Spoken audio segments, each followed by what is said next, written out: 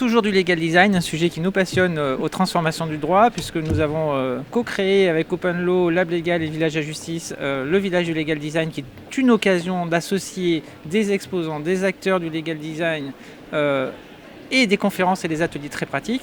Et nous avons le plaisir d'accueillir Marie Potel. Bonjour. Bonjour Christophe. Marie, est-ce que vous pouvez nous dire en quelques mots quelle est votre place dans le legal design et dans la transformation ? Quel est votre métier ? Avec plaisir. Moi, je suis la fondatrice d'Amourabi, qui est une agence d'innovation juridique par le design que j'ai créée en 2018.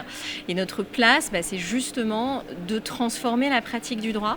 Moi, j'étais avocate pendant 10 ans, ensuite directrice juridique. J'ai transformé ma propre pratique du droit au travers du centrage utilisateur, le droit pour les humains, en gros, qui, selon notre approche, est une combinaison de centrage sur l'humain, de neurosciences, de langage clair et puis toutes les palettes du design, graphique, UX, design de stratégie.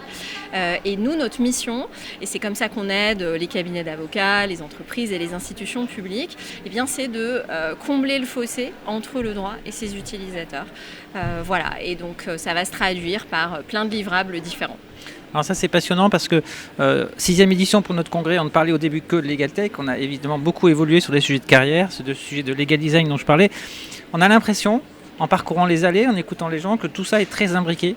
On est beaucoup moins dans une époque où on disait « Ok, je veux transformer, j'achète une solution logicielle ou je fais appel à un consultant externe pour me transformer. » On a l'impression que tout est imbriqué. C'est une réalité ? Exactement. Nous, on a beaucoup de clients qui viennent nous voir avec un constat d'échec d'adoption du supposé super outil tech qu'ils ont acheté sans trop se poser de questions, parce qu'il y avait aussi cette injonction d'innover.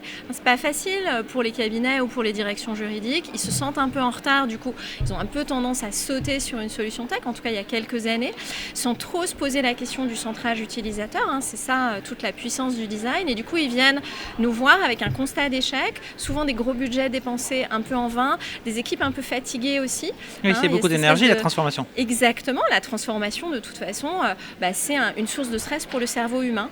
C'est comme ça. C'est pour ça qu'on travaille avec 2 expertes en neurosciences au sein de l'agence. Le changement, c'est un stress pour le cerveau. Et donc, tout l'intérêt du centrage utilisateur, nous, on fait ça vraiment depuis le début. On avait notamment beaucoup travaillé avec Orange à l'époque. Ils avaient 15 outils de legal tech qu'ils avaient développés de leur côté, qui étaient canons. Et puis, c'était à destination de leurs 700 juristes dans le monde. Et on sentait beaucoup de crispation. Ils sont venus nous voir, il y a de ça, c'est un vieux projet, ça date d'il y a 4 ans peut-être. Ils sont venus nous voir pour qu'on crée de l'adoption autour de ces outils de legal tech grâce au centrage utilisateur. Et ça, c'est vraiment maintenant, je pense, une activité super importante de l'agence, d'être en amont des projets de legal tech pour faciliter l'adoption et puis surtout pour que la tech, elle soit au service de l'humain et pas l'inverse. Et du coup, quand on parle transformation, j'ai aussi envie de parler d'internationalisation, parce que tout ça, tu parlais d'Orange tout à l'heure, tout ça est un peu mélangé. Il y a une actualité, je crois. Absolument. On est extrêmement heureux. On vient de gagner le prix du projet le plus innovant en privacy pour 2022.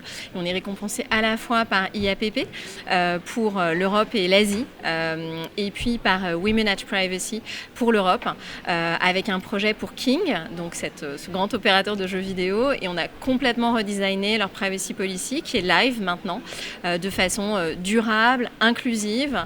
Et je pense que la grande nouveauté, c'est que tout le monde a envie de lire cette privacy policy, les adultes, les ados. Et ça, on a pu transformer une contrainte en expérience satisfaisante. Et on est vraiment très heureux d'avoir reçu ce prix. Merci Marie. Merci Christophe.